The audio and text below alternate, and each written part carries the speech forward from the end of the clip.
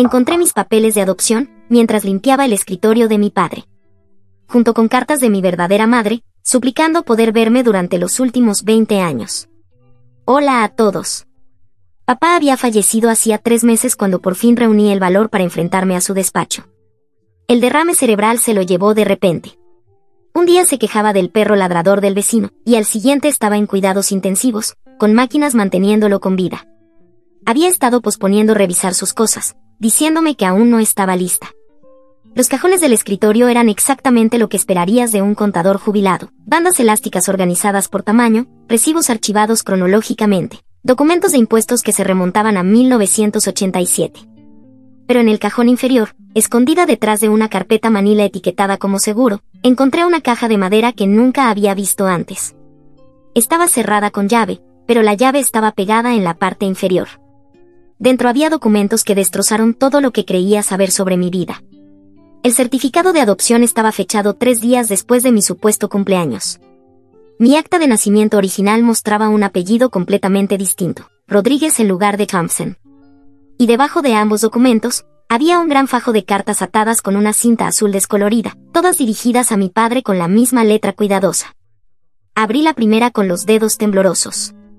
Fechada hace 18 años, decía: querido David, por favor, te lo ruego, déjame verla una vez. Sé que acordamos una adopción cerrada, pero también es mi hija.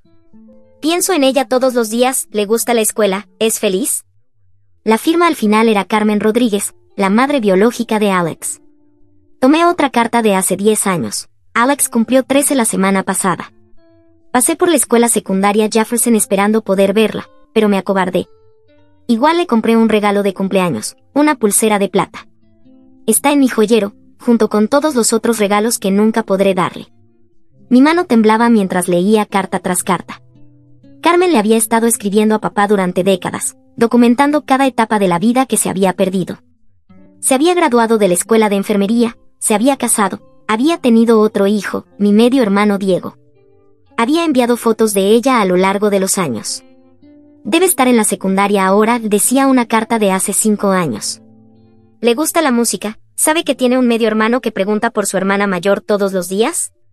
He ahorrado cada centavo para empezar un fondo universitario para ella. Las cartas se volvían más desesperadas con el tiempo. Carmen había intentado contratar abogados, investigadores privados, incluso presentarse en la oficina de papá. Cada intento era respondido con amenazas legales y órdenes de alejamiento. La vi en su graduación ayer, decía una carta. Me quedé escondida en el estacionamiento, pero la vi lanzar su birrete al aire. Es tan hermosa, David. Tiene la sonrisa de mi madre. Quería correr hacia ella, pero prometí respetar tus deseos. Esto me está matando. La correspondencia se detenía bruscamente hace 2 años. Me senté en el suelo del despacho de papá, rodeada por 20 años de secretos. Cada vez que le preguntaba por mis padres biológicos mientras crecía, me decía la misma historia, que eran drogadictos que murieron en un accidente de coche. Incluso me había llevado a una tumba falsa cuando tenía 12 años. Pero Carmen no estaba muerta. Había estado viva y desesperada por conocerme todo este tiempo, viviendo a solo 2 horas de distancia. Me había estado observando crecer desde lejos.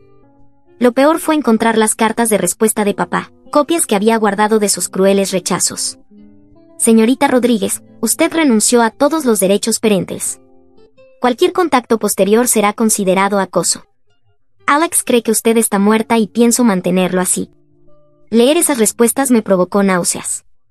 Ese no era el hombre que me había criado, el padre paciente que me ayudaba con la tarea y asistía a todas las funciones escolares. Era alguien consumido por el dolor y la paranoia, dispuesto a destruir vidas para mantener su ilusión de control. Encontré más pruebas del engaño de papá escondidas en la caja, informes de investigadores privados que había contratado para vigilar la vida de Carmen, no para protegerme, sino para usarlos en su contra si alguna vez intentaba un contacto legal. Sabía sobre su matrimonio con Marco, sobre el nacimiento de Diego, sobre su carrera de enfermería. La había estado vigilando durante años mientras me decía que estaba muerta. También había correos electrónicos entre papá y su abogado, planeando cómo mantener la mentira. En un intercambio particularmente escalofriante, el abogado sugirió simplemente mudarnos a otro estado para hacer imposible el contacto. Papá lo había considerado seriamente. La persona continúa enviando correspondencia a pesar de múltiples órdenes de cese y desistimiento, había escrito el abogado. La reubicación sería la solución permanente más eficaz. La respuesta de papá tenía fecha de hace solo 5 años. No puedo desarraigar a Alex otra vez. Ya está establecida aquí, pero sigamos monitoreando la situación. Si Carmen se intensifica, quizás tengamos que considerar medidas más drásticas. Pasé el resto de esa noche leyendo cada una de las cartas, cada documento legal, cada pedazo de evidencia de la campaña sistemática de papá para borrar a Carmen de mi vida. Al amanecer, sentía como si hubiera descubierto que vivía en un elaborado programa de protección de testigos, excepto que la persona de la que me estaban protegiendo era mi propia madre. Carmen había compartido detalles de su vida que dibujaban un retrato completamente diferente a las mentiras de papá. Tenía 17 años cuando quedó embarazada, fue abandonada por su novio cuando se negó a abortar y echada por sus padres religiosos, quienes la llamaron una vergüenza para la familia. Pero en lugar de convertirse en la drogadicta inútil que papá describía, se mudó a un refugio para adolescentes embarazadas. Trabajó en 2 empleos mientras estaba embarazada y estudiaba por las noches para obtener su diploma de secundaria. Quiero que sepas, había escrito en una carta particularmente desgarradora, que elegir a David y Linda no fue rendirme contigo. Fue darte oportunidades que yo no podía ofrecerte. Apenas tenía 18 años, no tenía apoyo familiar y ganaba $8 la hora en una tienda de comestibles, pero nunca fue mi intención desaparecer por completo de tu vida.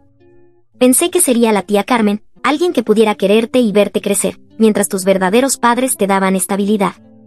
El acuerdo original de adopción también estaba en la caja y confirmaba la historia de Carmen.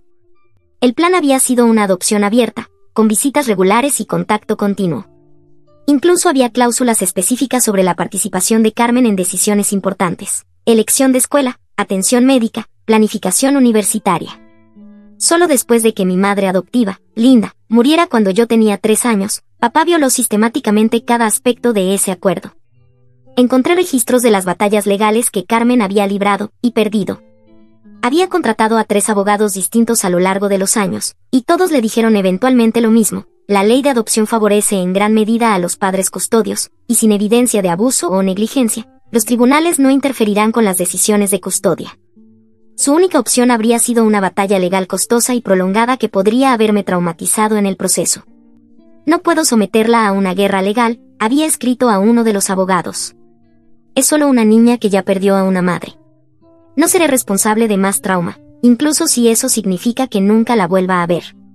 Esa noche llamé a mi tía Patricia, la hermana de papá, quien siempre había sido la que decía la verdad en la familia. Si alguien podía darme respuestas claras, era ella. Patricia, dije con la voz temblorosa, encontré unos papeles en el escritorio de papá sobre mi adopción, sobre mi madre biológica. El silencio se prolongó tanto que pensé que había colgado. Ay, cariño, susurró finalmente, me preguntaba cuándo llegaría este día, todos lo hacíamos. ¿Sabías sobre Carmen, sobre las cartas? Por supuesto. Lo sabíamos tu tío Mike, tus primos, el abuelo antes de morir, todos intentamos hacer entrar en razón a tu padre, pero no quiso escuchar. Estaba convencido de que Carmen iba a arrebatártelo todo. Patricia me contó todo lo que papá había ocultado, pintando un cuadro de los primeros años de mi vida completamente diferente al que yo recordaba. Carmen no había estado ausente, había sido una parte integral de mi infancia temprana. Los primeros años fueron hermosos, explicó Patricia. Carmen venía de visita cada pocas semanas. La adorabas. La llamabas Mamá Carmen. Traía libros y juguetes, te ayudaba con los cuentos antes de dormir. Linda adoraba tener a otra mujer cerca que entendiera la dinámica de la adopción. Básicamente tenías 2 madres, y todos eran felices. ¿Entonces qué cambió? La voz de Patricia se volvió grave. Cuando Linda se enfermó de cáncer, el estrés rompió algo dentro de tu padre. Se obsesionó con la idea de que, si Linda moría, Carmen intentaría recuperarte. Ninguna cantidad de razonamiento podía convencerlo de lo contrario. Carmen nunca dio ninguna señal de querer interrumpir la adopción. Todo lo contrario, en realidad. Fue increíblemente respetuosa con los límites. ¿Qué pasó después de que mamá murió? Tu padre perdió la cabeza por el dolor. Al día siguiente del funeral de Linda, cambió las cerraduras, el número de teléfono y comenzó a planear mudarse contigo al otro lado de la ciudad. Cuando Carmen llegó para su visita habitual ese fin de semana, encontró extraños viviendo en tu casa. Sentí náuseas. Ella no sabía que mamá había muerto. Tu padre no se lo dijo. Carmen se enteró de la muerte de Linda por el obituario en el periódico, 3 semanas después. Estaba devastada, no solo porque había perdido a una amiga, sino porque se dio cuenta de lo que significaba para su relación contigo. ¿Cuánto tardó en encontrarnos después de que nos mudamos? Meses. Contrató a un investigador privado, pero tu padre había sido meticuloso, nueva dirección, nuevo número de teléfono, incluso una nueva escuela para ti. Para cuando logró localizarte, tu padre ya te había dicho que ella estaba muerta. La voz de Patricia se quebró. Lo vimos suceder, Alex. Toda tu familia extendida sabía lo que estaba haciendo tu padre, y no pudimos detenerlo. Carmen intentó comunicarse con nosotros, nos suplicó que interviniéramos, pero tu padre amenazó con romper todo lazo con nosotros si la ayudábamos. Así que todos simplemente lo dejamos pasar. Fuimos cobardes, admitió. Teníamos miedo de perderte también. Tu padre estaba tan volátil después de la muerte de Linda, tan paranoico con cualquiera que viera como amenaza. Nos dijimos a nosotros mismos que eventualmente entraría en razón, que dejaría que Carmen volviera a tu vida cuando su duelo se calmara. Nunca imaginamos que mantendría la mentira durante 20 años. ¿Alguna vez intentaron contactarla para hacerle saber que yo estaba bien? Mac lo hizo una vez. La llamó hace unos 10 años solo para decirle que estaba sana y que te iba bien en la escuela. Carmen rompió en llanto por teléfono, rogándole aunque fuera una foto, una actualización sobre tus intereses o amigos.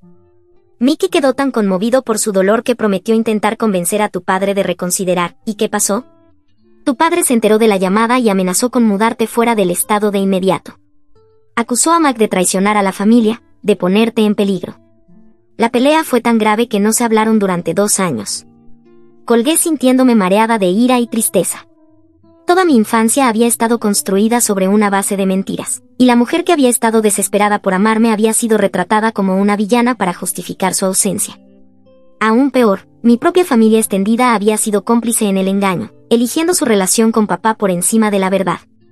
Inmediatamente comencé a buscar en redes sociales, Carmen Rodríguez Springfield. Me tomó menos de 10 minutos encontrarla. Era impresionante.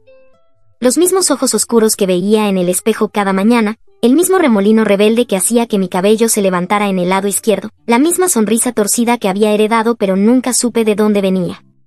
Su perfil mostraba una vida rica y plena, fotos de barbacoas familiares, su hijo Diego jugando al fútbol, ella trabajando en el hospital infantil de Springfield, con uniforme de dibujos animados, su esposo Marco cocinando cenas elaboradas mientras ella reía al fondo.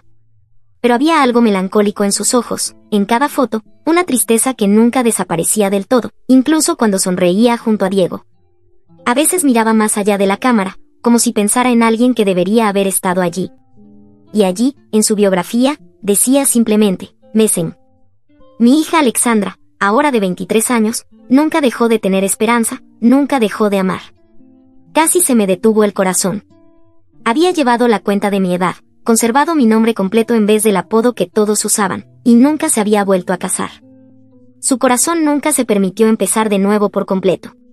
Había construido una vida que siempre incluía un espacio para que yo pudiera regresar. Pasé 3 días sin dormir redactando el mensaje perfecto, borrándolo y reescribiéndolo docenas de veces. ¿Cómo te comunicas con alguien que fue borrado de tu vida? ¿Cómo pides perdón por 20 años de ausencia que no fueron tu culpa? ¿Cómo empiezas siquiera a sanar una herida así? Finalmente, opté por algo simple. Hola Carmen, creo que podría ser mi madre biológica. Soy Alexandra, pero todos me llaman Alex. Acabo de encontrar tus cartas en el escritorio de mi papá, después de que falleció hace 3 meses. Me gustaría hablar si estás dispuesta. Tengo tantas preguntas y lo siento mucho por haber tardado tanto en encontrarte. Incluí mi número de teléfono y presioné enviar antes de perder el valor. Ella respondió en cuestión de minutos, Alex. Dios mío, ¿de verdad eres tú? Llevo esperando este mensaje durante 20 años. Estoy temblando, no puedo creer que esto esté pasando. Por favor, llámame, por favor. Día o noche, no importa la hora. Te amo tanto. Nunca dejé de amarte. Mi número es 2117-5550847. Me quedé mirando esos 10 dígitos durante 1 hora antes de finalmente marcar. Ella contestó antes de que terminara el primer timbre. Alex. Su voz era exactamente como la había imaginado, cálida pero cautelosa, como si tuviera miedo de que colgara o desapareciera otra vez. Hola, dije, y empecé a llorar de inmediato. Ay, mi niña, susurró, te he echado tanto de menos. ¿Estás bien? ¿Estás a salvo? Dios, tengo tantas preguntas. No sé por dónde empezar. Cuéntamelo todo. Háblame de tu vida. ¿Eres feliz? ¿Estás sana? Estoy bien, logré decir entre sollozos. Siento que haya tardado tanto. Siento no haber sabido buscarte. Papá me dijo que estabas muerta. Incluso me llevó a una tumba falsa. ¿Una tumba falsa? El dolor en su voz era palpable. En el cementerio Green Hill. Incluso había una lápida con nombres falsos. Solía llevarte flores cada día de la madre. El silencio que siguió fue desgarrador. Cuando volvió a hablar, su voz era apenas un susurro. Ay, cariño, no puedo imaginar cuán confuso y doloroso debió ser eso todos estos años. Estabas de luto por padres que no estaban muertos, mientras yo estaba a solo 2 horas, pensando en ti todos los días. Hablamos durante 6 horas esa primera noche. Me habló de su hijo Diego, que tenía 15 años y siempre había sabido que tenía una hermana mayor, de su esposo Marco, que la ayudaba a escribir esas cartas y la llevaba cada año a mi escuela en mi cumpleaños, con la esperanza de verme aunque fuera de lejos, del fondo universitario que había estado construyendo desde que yo tenía 5 años, ahora con casi $40,000. Tengo un álbum de fotos, dijo con timidez, imágenes tuyas de sitios web escolares, recortes de periódico cuando saliste en el cuadro de honor, incluso algunas que tomé desde lejos en eventos públicos. No suena como acoso, la interrumpí, es amor. Papá me convenció de que no me querías, de que me habías abandonado porque no valía la pena luchar por mí. Pero tú nunca dejaste de luchar, ¿verdad? Nunca, respondió con firmeza, ni un solo día. Incluso cuando los abogados me decían que no tenía opciones legales, incluso cuando tu padre me amenazaba con órdenes de restricción, incluso cuando todos me decían que debía seguir adelante y empezar de nuevo. No podía rendirme contigo. Me contó todo lo que había hecho para mantenerse conectada a mi vida. Se ofrecía como voluntaria en colectas de sangre en mi escuela secundaria con la esperanza de verme. Asistía a las producciones de teatro comunitario en las que yo actuaba, sentada en la última fila con una gorra de béisbol bien baja. Cuando gané el concurso de arte del condado en 10º grado, compró 3 copias del periódico y enmarcó el artículo. Estuve en tu graduación de secundaria, admitió.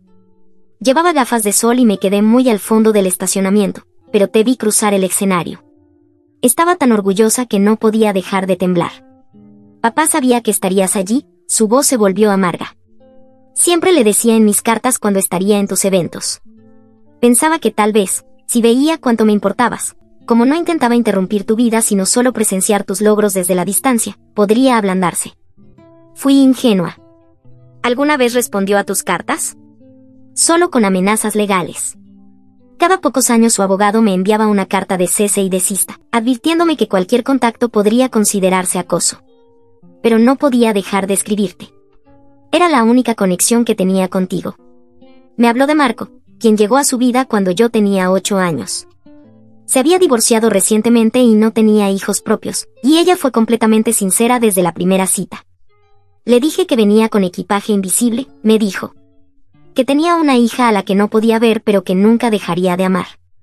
Esperaba que saliera corriendo, pero dijo que entendía lo que significaba perder a alguien que amas. Su exesposa se había llevado a su hijastro al otro lado del país, y él también tuvo que aprender a amar a alguien desde la distancia. Marco no solo apoyó su deseo de volver a conectarse conmigo, sino que ayudó activamente. La acompañaba a mis eventos escolares, la ayudaba a redactar cartas e incluso investigó opciones legales cuando se aprobaron nuevas leyes de reforma de adopción. Me compró una cámara con lente de telefoto para mi cumpleaños un año, dijo entre risas y lágrimas, para que pudiera tomar mejores fotos tuyas desde lejos. La mayoría de las mujeres reciben joyas, yo recibí equipo de espionaje. Me habló de la reacción de Diego cuando le explicaron que tenía una hermana mayor a la que quizás nunca conocería. Tenía unos 7 años cuando se lo contamos, dijo. Preguntó si estabas muerta, y le dije que no, que simplemente estabas en un lugar al que no podíamos llegar. Empezó a dibujar imágenes de nuestra familia con 4 personas en lugar de 3, siempre dejando un espacio para ti. Cada Navidad le pedía a Santa que trajera a su hermana a casa. ¿Me guarda rencor por ocupar tanto espacio emocional en tu vida? Todo lo contrario, dijo. Has sido mi mayor apoyo para seguir conectada contigo.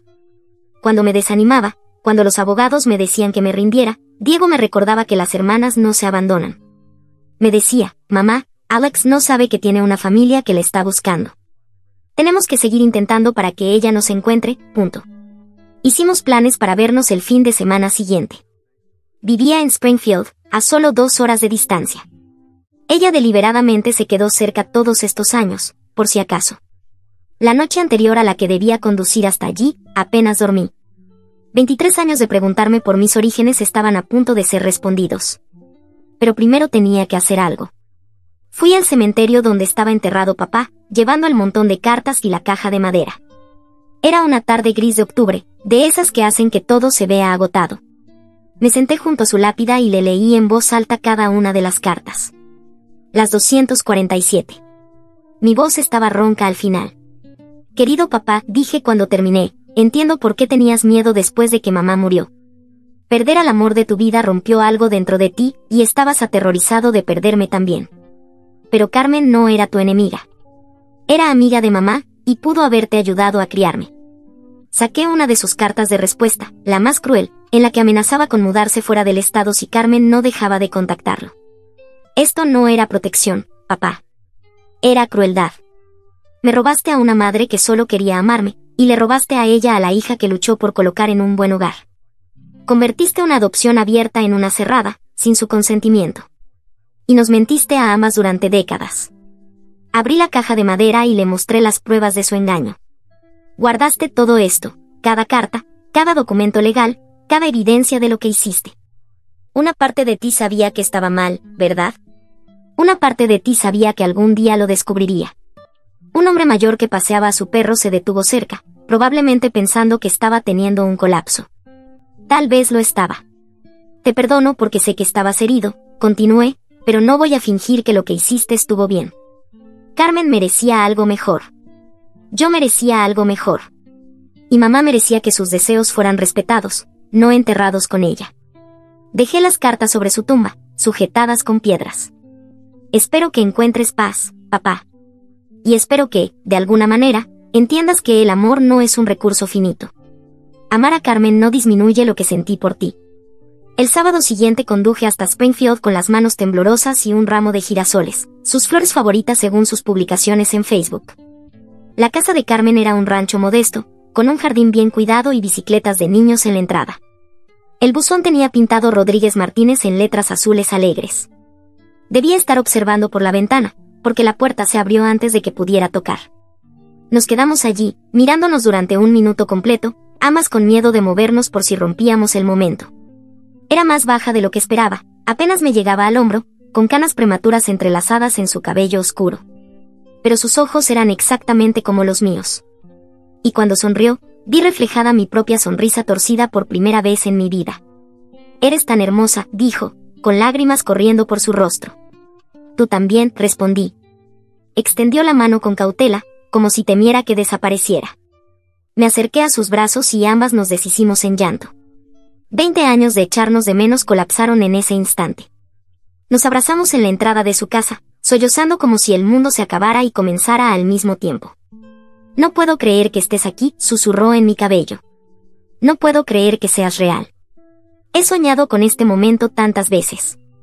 No puedo creer que esperaste por mí, respondí.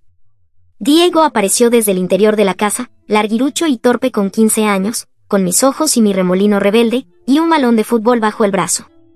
Así que tú eres la famosa hermana, dijo sonriendo. Mamá habla de ti literalmente todos los días. Es honestamente un poco molesto. Diego, lo reprendió Carmen, pero estaba riendo. ¿Qué? Es verdad. Alex estaría empezando la universidad ahora. Me pregunto si le gusta el arte como a mí. ¿Crees que Alex sabe que tiene un hermano? Es como vivir con un fantasma a veces. Pero un buen fantasma, añadió rápidamente. Siempre quise conocerte. Era más alto que ambas, con una confianza natural que hablaba de haber sido criado con amor incondicional. Cuando me abrazó, se sintió natural, como si hubiéramos sido hermanos toda la vida en lugar de extraños. Marco apareció detrás de él, un hombre callado con ojos amables y manos callosas que hablaban de trabajo físico. Se mantuvo al margen para dejarnos nuestro momento, pero cuando Carmen nos presentó, me abrazó con fuerza y susurró, «Bienvenida a casa, mi hija. Tu madre ha estado contando los días». 20 años, 3 meses y 16 días, dijo Carmen, riendo entre lágrimas. ¿Pero quién está contando? Habían preparado la visita como si fuera Navidad y mi cumpleaños juntos. Carmen había limpiado la casa hasta que brillaba, cocinado suficiente comida para un ejército y preparado la habitación de invitados con flores frescas y un álbum de fotos en la mesita de noche. No sabía si querrías quedarte a dormir, dijo nerviosa, pero quería que supieras que eres bienvenida aquí. Esta es tu casa también, si así lo deseas. El álbum de fotos era abrumador. Carmen había documentado toda mi vida desde lejos, fotos que había conseguido de sitios web escolares, capturas de redes sociales, incluso artículos de periódicos locales cuando aparecí en el cuadro de honor o actué en obras escolares. Había creado una versión paralela de mi infancia, experimentando mis hitos desde la distancia. Esto es de tu feria de ciencias de 8º grado, dijo, señalando una foto borrosa. Me ofrecí como voluntaria para ayudar a montar el evento solo para poder ver tu proyecto sobre energía renovable. Ganaste el 2º lugar. ¿Estuviste allí? Estuve en todo lo que pude, respondió. Recitales de piano, exposiciones de arte, partidos de fútbol cuando jugaste en JV en 2º año. Me volví experta en mezclarse con la multitud.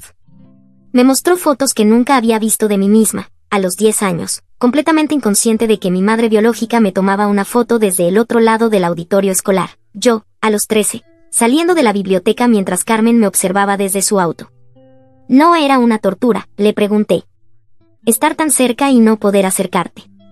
A veces, admitió, pero también era la única manera en que podía sentirme conectada contigo. Verte sana y feliz, verte crecer y convertirte en esta persona increíble, me mantenía en pie durante los momentos más oscuros. Esa noche, durante la cena, Diego hizo la pregunta que había estado evitando. ¿Y ahora qué? ¿Vas a mudarte aquí? ¿Vamos a ser una familia de verdad? Miré a mi alrededor, a Carmen, que me había amado durante 20 años desde la distancia, a Marco, que la había apoyado a través de décadas de dolor y ayudado a criar a un hijo que siempre supo que tenía una hermana perdida, a Diego, ya crecido, escuchando historias sobre la hermana mayor que tal vez nunca conocería. No lo sé, admití. Todo esto es tan nuevo. Pero quiero intentarlo. Quiero conocerlos a todos, descubrir cómo ser una familia después de todo este tiempo separados. Carmen extendió la mano sobre la mesa y me apretó la mano. No hay presión, dijo. Ahora tenemos tiempo. Todo el tiempo del mundo. Pero incluso mientras lo decía, pude ver el miedo en sus ojos, el terror de que pudiera desaparecer otra vez, de que esta reunión fuera temporal. No voy a ir a ningún lado, dije con firmeza. He pasado toda mi vida sintiendo que me faltaba algo, y ahora sé lo que era. No te vas a deshacer de mí tan fácilmente. La transición no fue perfecta. 20 años de mentiras no se evaporan de la noche a la mañana. Luché con la ira hacia papá, con la culpa por no haber encontrado a Carmen antes, y con la experiencia surrealista de tener de repente una familia que nunca supe que existía. Algunos días sentía que estaba traicionando la memoria de papá al amar a la mujer que él se esforzó tanto por borrar. Otros días estaba furiosa con él otra vez. Carmen y yo empezamos con calma, cenas semanales, llamadas cada pocos días, conociéndonos como adultas en lugar de intentar recrear una relación madre e hija que nos fue arrebatada. Tuvimos que aprender los ritmos de la otra, preferencias, formas de comunicarnos. Fue como tener la cita a ciegas más importante del mundo. No quiero ser tu madre, dijo una noche, como un mes después de habernos reencontrado. Quiero decir, lo soy. Pero no puedo fingir que te crié. No quiero competir con tus recuerdos de Linda ni intentar ser madre de alguien que ya es adulta. Entonces, ¿qué quieres ser?, pregunté. Pensó durante un largo momento. Tu amiga, tal vez. Alguien que te ama incondicionalmente y quiere formar parte de tu vida de ahora en adelante. Me gustaría eso, dije, pero ¿puedes también ser la persona que me cuente historias vergonzosas de cuando era bebé y que se emocione el día de mi boda? Por supuesto, respondió, con lágrimas en los ojos. Con Diego fue más fácil conectar. Me trataba como a la hermana mayor que siempre había imaginado, pidiéndome consejos sobre la universidad y mostrándome sus mejores jugadas de fútbol. No tenía cargas emocionales respecto a nuestra relación. Para él, yo era simplemente la pieza que faltaba en su familia, que por fin había regresado. Es raro, dijo un día mientras caminábamos por el vecindario, solía inventar historias sobre cómo serías. Imaginaba que probablemente eras muy lista y buena en arte, ya que mamá lo es, y resultó que tenía razón. ¿Qué más imaginabas? Que eras un poco triste, dijo con naturalidad. Mamá siempre parecía con el corazón roto cuando hablaba de ti. Pensé que si creciste sin ella, Probablemente sentías esa tristeza también, aunque no supieras por qué. Tenía razón. Siempre había habido un espacio vacío en mi pecho que nunca pude nombrar. Al crecer, me sentía diferente a los demás niños, como si me faltara una parte esencial de mí. Lo había atribuido a ser adoptada, pero ahora comprendía que era la ausencia de Carmen, el miembro fantasma de una relación que fue cortada demasiado pronto. ¿Extrañas a tu papá?, preguntó Diego. Era una pregunta complicada con la que había estado luchando durante meses. Extraño al padre que creía que era, respondí finalmente, pero saber lo que le hizo a Carmen y a mí cambia todo. Es difícil llorar a alguien cuando también estás enojada con él. Mamá dice que el duelo y la rabia pueden coexistir, dijo Diego. Ella ha estado enojada con él durante 20 años, pero también se sintió mal cuando murió, porque sabía cuánto lo había amado. 3 meses después de nuestro reencuentro, Carmen me preguntó si quería ver mis fotos de bebé. Había guardado todo de esos primeros 3 años, pulseras del hospital, decoraciones del primer cumpleaños, incluso un mechón de cabello de mi primer corte. Estuve presente en todo esto, dijo en voz baja mientras pasaba las páginas del álbum. Tu papá no empezó a borrarme hasta después de que Linda murió. Las fotos mostraban una versión distinta de mi infancia temprana a la que recordaba. Ahí estaba yo, de niña pequeña, sentada en el regazo de Carmen en Navidad. Ahí estaba Carmen enseñándome a caminar, dándome pastel en mi segundo cumpleaños, leyéndome cuentos antes de dormir. No tenía recuerdo alguno de nada de eso, pero la evidencia era innegable. Ella había sido mi segunda madre durante los 3 primeros años de vida. Linda y yo éramos amigas, explicó Carmen. Entendía que amarte no era una competencia. Hablábamos todos los días, compartíamos las responsabilidades de crianza, tomábamos decisiones juntas. Solía bromear que eras afortunada de tener 2 madres que te adoraban. Fue entonces cuando supe la pieza final, devastadora, de la historia. Mi madre adoptiva, la mujer a la que llamé mamá hasta que murió cuando yo tenía 3 años, no solo apoyaba la relación con Carmen, eran amigas genuinas. Carmen visitaba con regularidad, y yo la conocía como mamá Carmen, la que siempre traía los mejores regalos y daba los abrazos más cálidos. Linda me hizo prometer que siempre sería parte de tu vida, dijo Carmen, con lágrimas en los ojos. Incluso si algo le pasaba. Se suponía que debía ayudarte a criarte. Decía que necesitabas tanto amor como fuera posible, de todas las personas posibles. Me quedé mirando una foto de Linda, Carmen y yo de bebé en un parque. Ambas sonreían, luciendo como las madres compartidas que habían planeado ser. Así que papá también traicionó los deseos de mamá. El duelo cambia a las personas, dijo Carmen con suavidad. No creo que estuviera pensando con claridad. Tenía tanto miedo de perderte que destruyó el mismo sistema de apoyo que Linda quería que tuvieras. Empecé a ir a terapia para procesar la complejidad de mis emociones. La doctora Sarah Martínez, especializada en trauma por adopción, me ayudó a entender que mi enojo hacia papá no invalidaba el amor que sentía por él, y que amar a Carmen no traicionaba su memoria. Tu padre actuaba desde un lugar de miedo profundo, explicó. Cuando estamos aterrados, a veces tomamos decisiones que crean justamente los resultados que intentábamos evitar. Él tenía tanto miedo de perderte que te aisló de personas que podrían haberte dado amor y apoyo adicional. ¿Pero cómo reconcilio al padre que me leía cuentos por las noches con el hombre que guardaba esas cartas crueles? Las personas contienen multitudes, dijo la doctora Martínez. Tu padre era capaz de un gran amor y también de una crueldad terrible, a menudo al mismo tiempo. Aceptar esa complejidad es parte de la sanación. Cuanto más aprendía, más enojada me sentía. No solo con papá, sino con el sistema que le permitió cortar una relación que había sido sana y beneficiosa para todos los involucrados. Empecé a investigar las leyes de adopción, horrorizada al descubrir cuán poca protección tienen los padres biológicos una vez que firman los papeles de renuncia. Comencé a ofrecerme como voluntaria en grupos de apoyo para adopción, compartiendo mi historia y abogando por una mejor protección para las relaciones entre padres biológicos. Carmen se unió a mí, hablando con futuros padres adoptivos sobre la importancia de honrar los compromisos con las familias de origen. La adopción abierta no solo es mejor para los padres biológicos, les decía, también es mejor para los hijos. Alex creció con un vacío en su corazón que no podía nombrar. Tenía preguntas que yo podría haber respondido, historia médica que pude haber proporcionado, amor que estaba desesperada por dar. Cortar esas conexiones no beneficia a nadie. Empezamos a recibir invitaciones para hablar en conferencias sobre adopción y programas de formación para trabajadores sociales. Nuestra historia se convirtió en una advertencia sobre lo que sucede cuando el miedo anula la compasión, cuando los padres priorizan sus propias inseguridades por encima de las necesidades de sus hijos. La tragedia no es solo que perdimos 20 años juntas, decía Carmen durante nuestras presentaciones. Es que Alex creció creyendo que no valía la pena luchar por ella, mientras yo vivía con la culpa de pensar que le fallé como madre. El miedo no solo destruye relaciones. Destruye a las personas que están dentro de ellas. Un año después de nuestro reencuentro, estaba planeando mi boda con Jake, un hombre con quien llevaba saliendo 3 años. Había sido increíblemente solidario durante todo este proceso, condujo conmigo para conocer a Carmen, me sostuvo la mano durante la ira y el duelo, y recibió a mi nueva familia con los brazos abiertos. La pregunta de quién me acompañaría al altar se volvió complicada. Tradicionalmente habría sido papá, pero él ya no estaba. Mi tío Max se ofreció, pero se sentía incorrecto dejar que alguien que fue cómplice del encubrimiento desempeñara un papel tan importante. ¿Y si Carmen camina contigo?, sugirió Jake una noche mientras preparábamos las invitaciones de boda. ¿Eso no es raro, que tu madre biológica te lleve al altar? Más raro que tener una tumba falsa para ella mientras se sienta en la primera fila, respondió. Además, ella es la que ha estado luchando por ser parte de tu vida. Se ha ganado el derecho a entregarte. Cuando le pregunté a Carmen, rompió en llanto. Nunca pensé que podría ser parte de tu boda, dijo.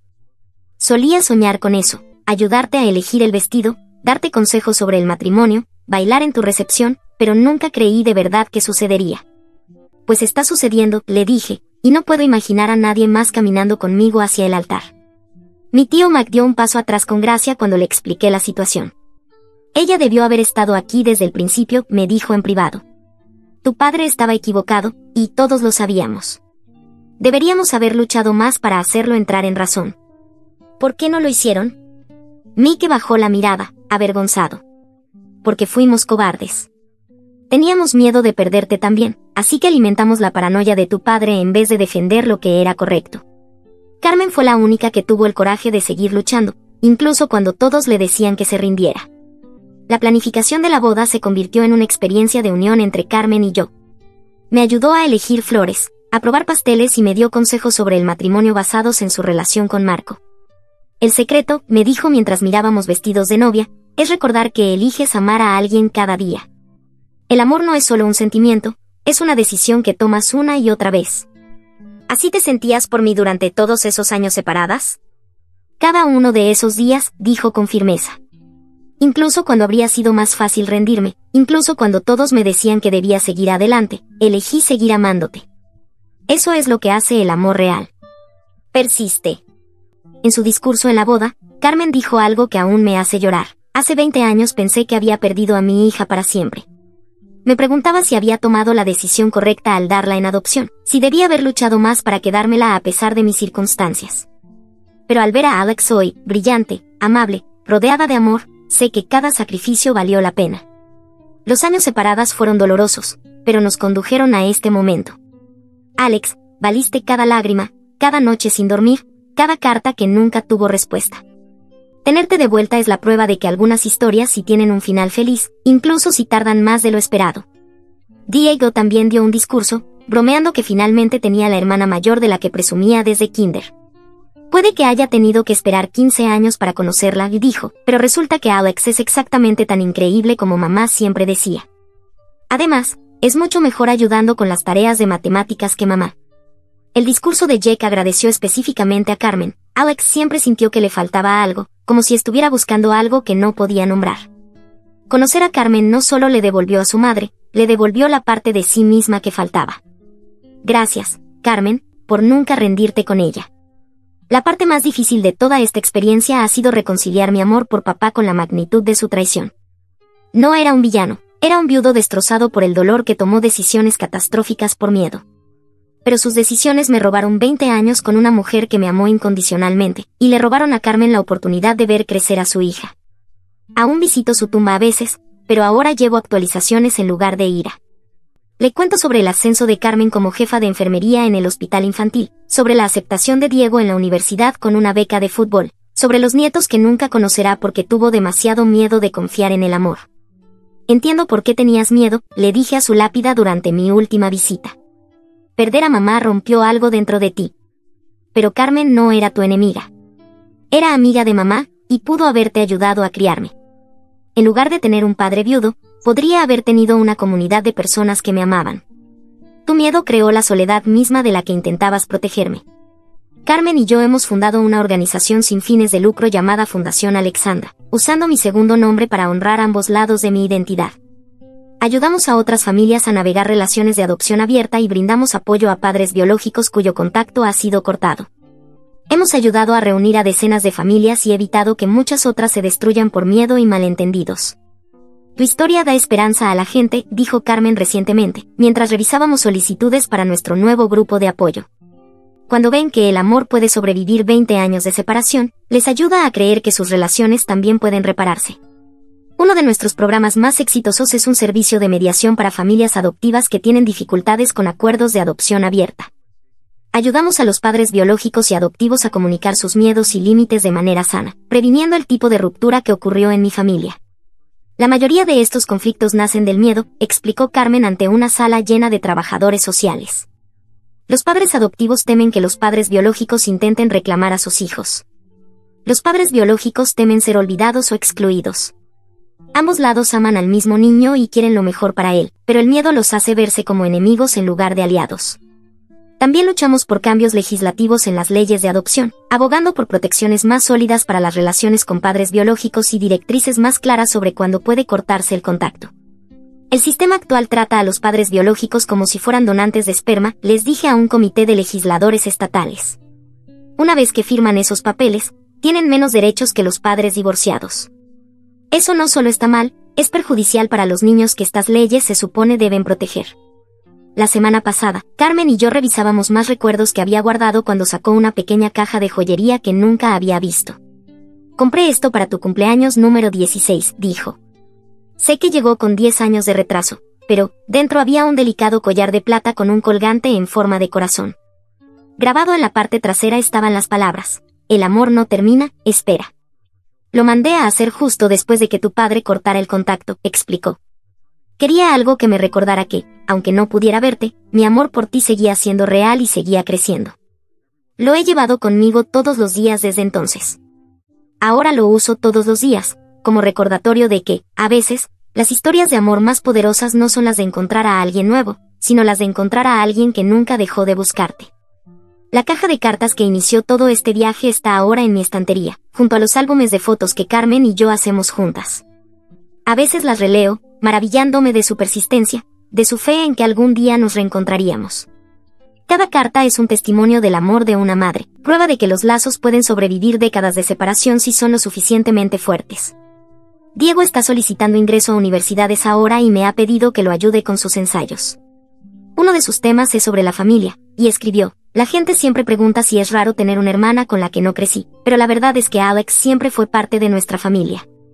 Vivía en las historias de mamá, en el dormitorio vacío que manteníamos listo para ella, en el cuarto lugar que mamá a veces ocupaba accidentalmente en la mesa. Cuando finalmente volvió a casa, no fue como conocer a una extraña, fue como encajar la pieza que faltaba en nuestro rompecabezas familiar. Carmen tiene una foto de los 4, ella, Marco, Diego y yo, en su escritorio en el trabajo. Sus colegas dicen que se ilumina cada vez que habla de sus hijos, en plural, y de cuánto tiempo esperó para poder usar esa palabra. Honestamente, durante 20 años, cuando la gente me preguntaba si tenía hijos, nunca sabía qué responder, me dijo hace poco. Decir que sí se sentía como una mentira, porque no te estaba criando. Decir que no era como borrarte por completo. Ahora por fin puedo decir sí. Tengo 2 hijos hermosos, sin que se me rompa el corazón. Papá pensó que me estaba protegiendo del dolor. En realidad, me estaba protegiendo del amor más grande que jamás haya conocido. Carmen no me dio a luz y luego desapareció. Me dio a luz y pasó 20 años luchando por volver a casa. Ahora lo ha logrado. Y por primera vez en mi vida, me siento completa. Actualización final. Hola a todos. A veces, los finales más hermosos no llegan con fuegos artificiales ni aplausos, sino con una paz silenciosa que nos envuelve poco a poco. Han pasado ya 2 años desde aquella primera carta descubierta en el fondo de un cajón, y hoy, al mirar hacia atrás, no puedo evitar sentirme agradecida por cada paso de este viaje, incluso por los más dolorosos. Carmen y yo ya no somos 2 extrañas tratando de reconstruir algo perdido. Ahora somos madre e hija en toda la profundidad que eso implica, en las conversaciones cotidianas, en las discusiones por cosas pequeñas, en los abrazos largos después de un mal día. Lo que alguna vez fue un vínculo roto por el miedo, Ha sido restaurado con paciencia, con verdad y sobre todo, con amor. Diego está en su segundo año de universidad, y me llama cada semana solo para contarme chismes de la residencia o pedirme ayuda con ensayos. Marco me sigue llamando mi hija como si siempre hubiera estado allí, como si no existiera ningún vacío. ¿Y Carmen? Carmen ya no me mira con miedo a perderme. Ahora me mira con la certeza de que me quedé. Seguimos trabajando juntas en la Fundación Alexandra. Cada historia que escuchamos, cada familia que ayudamos a reencontrarse, es como cerrar otra herida que el sistema nunca supo cómo sanar. No lo hacemos para cambiar el pasado, sino para asegurarnos de que otras madres y otros hijos no tengan que perderse como nos perdimos nosotras. Hace poco, en una charla con futuros padres adoptivos, una mujer me preguntó: ¿y cómo supiste que ya estabas completa? Y respondí sin dudar. El día que dejé de buscar a alguien, y en su lugar, me encontré a mí misma. Porque al final, esta no es solo una historia de reencuentro. Es una historia de redención, de verdad, y del tipo de amor que no desaparece, solo espera. Historia 2. Mi hijo se quedó con mi casa y se la dio a su esposa. Falsificaron mi firma, y creyeron que era demasiado viejo para darme cuenta de la traición. Hola a todos. Me llamo Mabel Whitmore, tengo 77 años y vivo sola en una casa modesta junto al mar en Rockport, Maine. Es el tipo de lugar que la gente visita los fines de semana, aire salado y tranquilo, tejuelas de cedro y gaviotas que chillan en lo alto. Pero para mí esta casa es más que un paisaje, es memoria, es historia, es todo. Mi esposo Harold eligió esta casa hace casi 40 años. Teníamos el sueño de jubilarnos aquí, envejecer en mecedoras uno al lado del otro, y durante un tiempo lo hicimos. Él falleció hace 6 años, en silencio, con mi mano entre las suyas. Me quedé porque no podía imaginar estar en otro lugar. No soy rica, vivo de la pensión de Harold y de mi propio pequeño fondo de jubilación como maestra. No voy de vacaciones, no conduzco un coche de lujo y ciertamente no doy cenas elegantes, pero tengo paz. O al menos eso creía. Entonces mi hijo Grant comenzó a llamar con más frecuencia. Nunca había sido muy dado a llamar, siempre ocupado con el trabajo, con la vida, siempre corriendo. Pero de repente, él y su segunda esposa Tessa parecían muy interesados en saber cómo me encontraba. Demasiado interesados. Me preguntaban si me sentía sola, si estaba comiendo bien, si alguna vez me confundía durante el día. Al principio lo tomé como preocupación, pero luego vinieron a visitarme, y fue entonces cuando apareció la primera grieta en el cristal. Grant estaba de pie en mi cocina esa mañana, mirando a su alrededor como si no reconociera el lugar. Tessa se sentó en un taburete, sonriendo demasiado. «Sabes, mamá», dijo Grant mientras bebía un café que no le gustaba, «hemos estado pensando, quizás es hora de que consideres mudarte a una de esas hermosas residencias para mayores, solo hasta que las cosas se vuelvan un poco más fáciles». Sonreí, pero por dentro algo se retorció. No tenía idea entonces de que esa visita sería el inicio de una traición que no le desearía a ninguna madre. La visita que empezó con sonrisas falsas pronto se convirtió en algo más frío. Durante los días siguientes, Grant y Tessa recorrieron mi casa como si fueran agentes inmobiliarios, no familia. Abrían cajones, espiaban en los armarios, susurraban en el pasillo cuando creían que yo estaba dormida. En la mañana del tercer día, durante el desayuno, Grant volvió a mencionarlo. «Mamá, ¿has oído hablar de Silver Pines?», preguntó casualmente, como si estuviera recomendando un restaurante. Tessa intervino. «Está a solo 20 minutos y el lugar tiene jardines preciosos, senderos para caminar, una biblioteca, incluso dan clases de acuarela todos los jueves». Lo dijo como si ya tuviera mis maletas hechas. Dejé la cuchara en la mesa y los miré. «No voy a ir a ningún lado».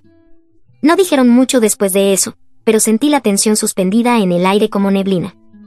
Cuando se fueron esa tarde, Tessa me abrazó con fuerza y susurró: «No te preocupes, nos encargaremos de todo». Esa noche no pude dormir.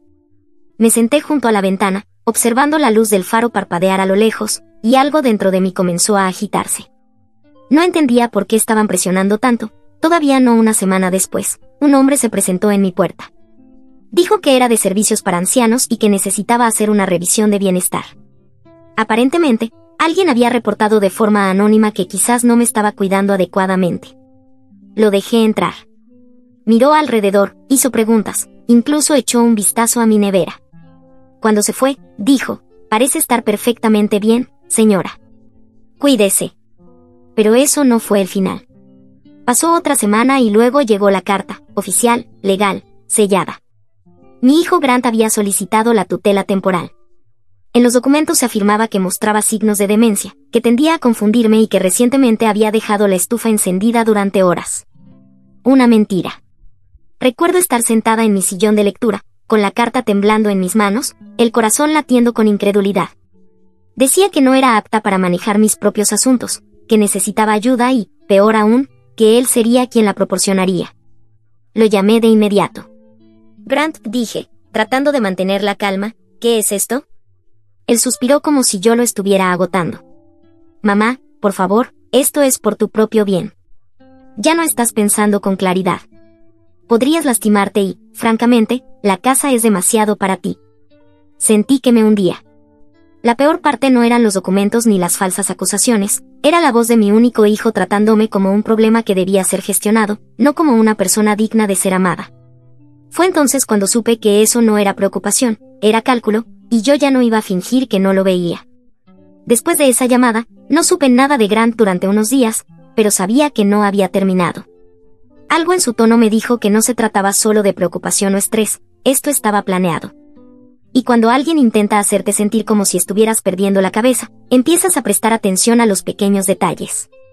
Revisaba el correo cada día, observaba mis estados de cuenta bancarios, incluso fui a la oficina del ayuntamiento para solicitar una copia de cualquier consulta relacionada con mi propiedad, y allí estaba, una solicitud presentada a mi nombre, supuestamente firmada por mí, en la que se declaraba mi intención de transferir la propiedad de la casa a un fideicomiso familiar administrado por Grant. La firma no era mía. Ni siquiera se parecía. Pero fue suficiente para helarme la sangre. Conduje directamente a casa, con las manos temblando todo el camino. Esa noche llamé a una vieja amiga, Edna, quien había trabajado en la oficina del secretario del condado durante casi 30 años. Ahora estaba jubilada, viviendo en Belfast, pero aún tenía conexiones. Cuando le conté lo que había pasado, guardó silencio durante un largo rato, y luego dijo, ¿necesitas ayuda, Mabel? Ayuda de verdad. Me dio un nombre, Nathan Connors, un investigador retirado que ahora trabajaba a tiempo parcial ayudando a personas mayores a enfrentar fraudes legales, especialmente dentro de sus propias familias. A la mañana siguiente me reuní con Nathan en una cafetería tranquila. Parecía un hombre que había visto demasiado, cabello gris, ojos serenos, sin palabras innecesarias. Llevé todo lo que tenía, la carta de servicios para ancianos, la solicitud falsa e incluso mi diario, donde había anotado lo que Grant y Tessa dijeron durante su visita. Escuchó con atención, sin interrumpirme. Luego se recostó en la silla y dijo, no solo está tratando de llevarte a una residencia. Está intentando quedarse con la casa antes de que te des cuenta de que ya no es tuya. Me golpeó como una bofetada. Nathan me explicó el patrón. Hijos adultos que manipulaban el sistema legal para declarar a sus padres incompetentes, tomar control de sus bienes y luego vender la propiedad antes de que el padre siquiera entendiera lo que había sucedido. Era más común de lo que jamás imaginé. Pero no pueden hacer eso, dije. No soy incompetente. Nunca me he atrasado en un pago. Hago voluntariado, tengo jardín, leo. Nathan asintió. Por eso mismo vamos a detener esto antes de que vaya más lejos. Pero tenemos que actuar rápido. Me recomendó una abogada, una especialista en derechos de las personas mayores y propiedad. Su nombre era Mallory Sharp, brillante, directa. La llamé esa misma tarde. Al día siguiente ya habíamos iniciado el proceso legal para impugnar la solicitud de tutela. Esa misma noche Nathan me entregó una pequeña grabadora de voz. Si te vuelve a llamar, graba todo lo que diga. Y no le digas que algo ha cambiado. La escondí en mi cesta de tejido. La batalla había comenzado y, por primera vez en semanas, no me sentía como una anciana asustada, me sentía como alguien que aún tenía pelea por dar. En las semanas siguientes, todo cambió, aunque no en la superficie. Seguía tomándote en la ventana cada mañana, seguía caminando al correo los martes, seguía saludando a mis vecinos como si nada estuviera mal. Pero debajo de esa calma, estaba reuniendo municiones, en silencio, con cuidado. Nathan venía cada pocos días. A veces nos sentábamos afuera con café, pareciendo dos jubilados discutiendo crucigramas, pero detrás de las risas estábamos revisando documentos, construyendo líneas de tiempo y planificando. Marley, mi abogada, se movió rápido. Presentó una objeción formal a la solicitud de tutela, adjuntando evaluaciones médicas de mi doctor, testimonios de mis vecinos y cartas de la biblioteca y el banco de alimentos donde aún hacía voluntariado. Era un muro de pruebas de que era perfectamente capaz de vivir mi vida. Aún así, todos sabíamos que Grant no se rendiría fácilmente. Entonces, una tarde recibí una llamada. «Hola, mamá», dijo Grant, con voz suave y melosa. «¿Cómo va todo?» Encendí la grabadora. «Oh, todo bien», dije, sonriendo al silencio.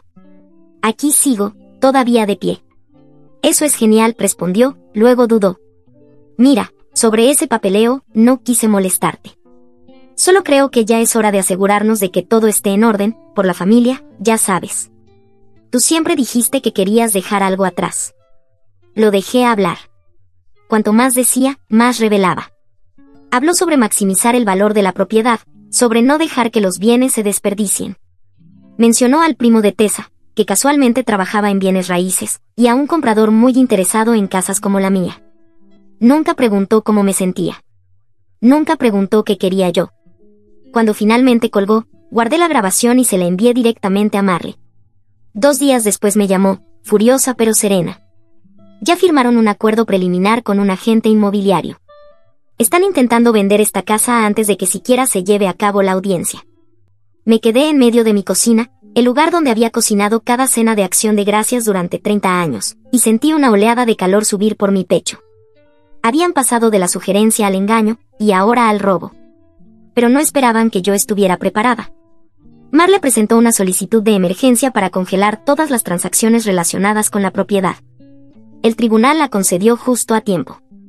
Nathan me ayudó a reunir más pruebas, documentos, correos electrónicos, registros de llamadas, incluso un mensaje de voz de Tessa que decía que todo esto sería más fácil si tu mamá no fuera tan terca. Me subestimaron por mi edad, pero ser mayor no significa ser débil, significa que has sobrevivido demasiado como para dejarte engañar fácilmente. Significa que has visto patrones que otros aún no reconocen. Y significa que sabes cómo mantenerte firme, incluso cuando nadie más cree que puedas. Se fijó la fecha del juicio. Tenía 2 semanas, y estaba lista. La mañana de la audiencia, me vestí con intención. No para impresionar, no para intimidar, sino para recordarme a mí misma quién soy. Llevaba un abrigo azul marino que mi difunto esposo me regaló en nuestro 25º aniversario, un collar de perlas heredado de mi madre y unos zapatos de tacón bajo que me habían acompañado durante 3 décadas de reuniones escolares, bodas y funerales. Nathan pasó por mí a las 8:30 en punto. No hablamos mucho en el camino, solo nos sentamos en silencio, dejando que el sonido de la carretera ocupara el espacio de lo que se venía. El juzgado era modesto, solo un edificio de ladrillo con columnas blancas descascaradas y un suelo frío de baldosas, pero cuando entré, me mantuve erguida, porque esto ya no se trataba solo de mí. Se trataba de todos los padres que alguna vez fueron considerados innecesarios, indignos de confianza o incapaces de vivir su propia vida. Marley ya estaba allí, con los papeles en la mano, tan aguda como siempre. Me dio una mirada tranquilizadora. «Vas a estar bien, Mabel». Solo di la verdad. Cuando el juez entró y nos llamaron, Grant estaba sentado al otro lado del pasillo. Se veía pulido, confiado. Tessa estaba a su lado, hojeando su teléfono como si fuera un trámite más que quería terminar pronto. El abogado de Grant comenzó con una actuación dramática, retratándome como una mujer confundida, solitaria, vulnerable a caídas y olvidos. Habló de seguridad, de responsabilidad, de cómo mi hijo solo intentaba protegerme. Y luego fue mi turno. Marley me guió por cada pregunta, con un tono firme pero amable. Expliqué mi rutina, mis responsabilidades, mi independencia. Describí el día en que el agente de servicios para ancianos vino a mi casa y cómo no encontró motivo de preocupación. Luego Marley reprodujo la grabación. La sala del tribunal quedó en silencio. Se oyó la voz de Grant hablando sobre maximizar el valor de la propiedad, trabajar con un agente inmobiliario y vender la casa antes de que yo siquiera supiera lo que estaba pasando. Se escuchó la condescendencia en su tono, la manipulación detrás de sus palabras. Luego vinieron los documentos, la firma falsificada, la solicitud de transferencia, la cronología de llamadas y correos. La imagen quedó clara. No era cuidado, era control. No era preocupación, era beneficio. La jueza miró por encima de sus gafas, con una voz tranquila pero firme. Este tribunal no ve evidencia alguna de deterioro cognitivo ni incapacidad para cuidarse a sí misma. De hecho, la señora Carter ha presentado un caso contundente de intento de explotación financiera bajo la apariencia de tutela legal. Hizo una pausa. Se rechaza la petición de tutela. Además, cualquier intento futuro de solicitar la tutela sin pruebas nuevas, claras y convincentes, podrá acarrear consecuencias legales para el peticionario. No lloré, no en ese momento. Solo exhalé, lenta y profundamente. Después de la audiencia, Grant intentó acercarse a mí en el pasillo. Tessa se quedó atrás, con los brazos cruzados, viendo cómo todo se desmoronaba. Mamá, dijo, más suave de lo que lo había escuchado en semanas, ¿podemos hablar? Lo miré a los ojos. Tuviste tu oportunidad de hablar. Elegiste quitar, y ahora puedes irte. Lo vi quedarse atónito. Tal vez por primera vez se dio cuenta de que yo no era la mujer que podía apartar a un lado. Nathan me acompañó hasta el coche. El sol brillaba más de lo que recordaba, el cielo estaba blanco y azul, y por primera vez en meses sentí que podía respirar de nuevo. Pero aún no había terminado, porque no se trataba solo de proteger lo que tenía. Era hora de reconstruir lo que ellos intentaron romper. La vida no volvió de golpe a la normalidad después de la audiencia. Cambió, en silencio, gradualmente. Pero con peso, el tipo de cambio que se siente en los huesos, como cuando cambia la marea. Pasé la semana siguiente caminando por cada habitación de mi casa, tocando las cosas que casi había perdido, la foto enmarcada de Harold junto a la chimenea, la colcha que mis alumnos me regalaron el año en que me jubilé, el cuenco de vidrio marino que siempre mantuve junto a la ventana. Cosas pequeñas, simples, pero cada una susurraba, te quedaste, resististe. Cambié las cerraduras, instalé una cámara en la puerta principal, no porque esperara problemas, sino porque se sentía bien recuperar el control. Cancelé el poder notarial que una vez le había otorgado a Grant. Actualicé mi testamento, dejando instrucciones claras con Marley, con una cláusula muy específica. Ningún individuo que haya intentado obtener la tutela sin consentimiento o que haya demostrado comportamientos coercitivos tendrá acceso alguno a propiedades ni autoridad sobre asuntos personales. Claro. Inquebrantable. Nathan me ayudó a donar algunas cosas que ya no necesitaba. Incluso me ayudó a montar un pequeño jardín de hierbas en la parte trasera, algo que Harold siempre había querido, pero nunca llegó a hacer. Encontré consuelo en el olor a albahaca, en la tierra bajo mis uñas, en el ritmo constante de plantar algo que tal vez me sobreviva. La noticia corrió por el pueblo. Personas que no había visto en meses comenzaron a pasar por casa. Bien por ti, Mabel, me susurró la bibliotecaria al revisar mis libros. Eres más fuerte que muchas, dijo Doris, mi antigua vecina, mientras me entregaba un frasco de mermelada de fresa casera. Y por primera vez, empecé a creerles. Ya no era solo una mujer que había sobrevivido a una traición.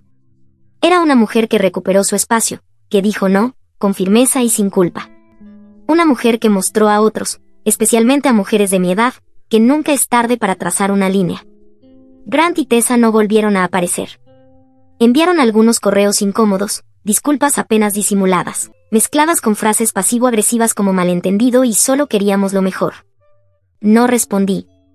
No necesitaba hacerlo. Porque a veces el silencio es su propia forma de cierre. Hice las paces, no tratando de arreglarlos a ellos, sino eligiéndome a mí misma. Un día, Nathan vino con un sobre. Creo que esto te gustará, dijo sonriendo. Era una foto que había tomado de mí en el pasillo del juzgado justo después de la audiencia. Yo miraba por la ventana, con el sol iluminando mi rostro, expresión serena. Pareces una mujer que recuperó su vida, dijo. Y tenía razón. Porque la recuperé. Y nadie, por más cercano que haya sido alguna vez, volverá a quitármela. Al mirar atrás, lo más doloroso no fue la traición en sí, sino darme cuenta de cuánto tiempo había ignorado las señales, de lo fácilmente que había justificado los pequeños cambios, los tonos cortantes, la forma en que mi voz dejó de importar cuando se tomaban decisiones sobre mí. Crié a Grant con amor, le di mis mejores años, mis manos más suaves, mis oraciones más sinceras. Y durante un tiempo, creí que eso significaba que siempre me protegería. Pero la gente cambia. O tal vez muestran quiénes son realmente cuando hay algo valioso en juego. Y esa es una lección que quiero que cada persona que vea esto se lleve consigo. El amor nunca debería costarte tu dignidad. La familia nunca debería exigir tu silencio. Y la edad nunca debe equivaler a rendición. Si alguna vez te has sentido presionado a dar un paso al costado, a ceder tu casa, tus decisiones, tu independencia, por favor, entiende que no estás solo. Aún importas. Tu voz sigue siendo fuerte. Y tienes todo el derecho a proteger lo que has construido. A mí me costó un juzgado, una abogada y una línea firme en la arena para recuperar lo que era mío. Pero todo comenzó con algo más pequeño, un momento de claridad, una decisión silenciosa de dejar de disculparme por existir. A cualquiera que esté viendo esto y sienta que está siendo borrado por sus hijos, por sus nueras o yernos, por personas que dicen amarlos mientras intentan controlarlos, los veo, yo lo viví y salí del otro lado. Esto no fue solo una victoria legal, fue una victoria emocional, personal, y un recordatorio de que poner límites no es ser cruel, es ser necesario. Así que hoy me siento en la misma casa que intentaron quitarme. Tomo mi café en el porche que Harold construyó con sus propias manos. Cuido mi pequeño jardín y sonrío, no porque todo sea perfecto, sino porque defendí mi lugar. Gracias por escuchar mi historia. ¿Qué harías si fueras el autor? Gracias por unirte a Toe Hoy. Recuerda darle me gusta, suscribirte y activar la campana de notificaciones para no perderte nuestro próximo video. Hasta pronto. Toe, te lo agradece.